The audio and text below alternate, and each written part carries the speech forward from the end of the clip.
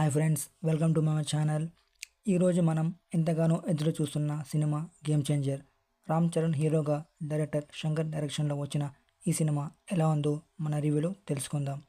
ఇక కథలోకి వస్తే, సీనియర్ పొలిటీషియన్ అయిన బొబ్బిలి సత్యమూర్తి ఏపీ సీఎంగా ఉంటాడు. కానీ అతని కొడుకు మోపిదేవి సీఎం కుర్చీ కోసం పగటి కలలు కంటూ ఉంటాడు. అదే టైంలో కలెక్టర్ రామ్నందన్ ఎంట్రీ ఇస్తాడు. ఇక్కడే సీన్ టర్న్ అవుతుంది.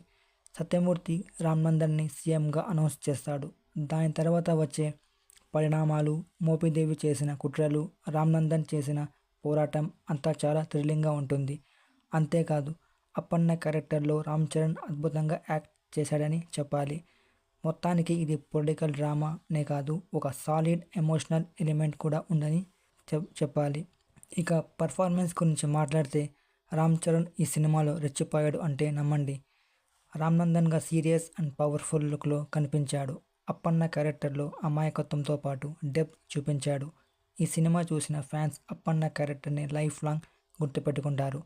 ఎస్జే సూర్య అంటే విలన్గా క్లాస్ అండ్ మాస్ కలిపి తన పర్ఫార్మెన్స్తో మ్యాజిక్ చేశాడని చెప్పాలి.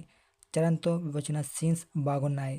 అంజలి చేసిన క్యారెక్టర్ ఎమోషనల్గా బలమైన పాత్ర చేసింది అని చెప్పాలి. కియారా గ్లామర్తో పాటు తనకున్న స్కోప్లో యాక్టింగ్తో మెప్పించింది.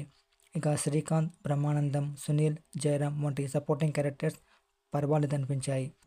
శంకర్ గారి స్క్రీన్ ప్లే బాగున్నా ఆయన మార్క్ మిస్ అయిందని చెప్పాలి. రామ్ చరణ్ చేసిన 2 క్యారెక్టర్స్ హైలైట్ అని చెప్పాలి. తమన్ బీజిఎం సీన్స్కి ఎలివేషన్ ఇచ్చేశాడు. పొలిటికల్ సీన్స్, ఎమోషనల్ ఎలివేషన్స్ బాగా వర్కౌట్ అయ్యాయి.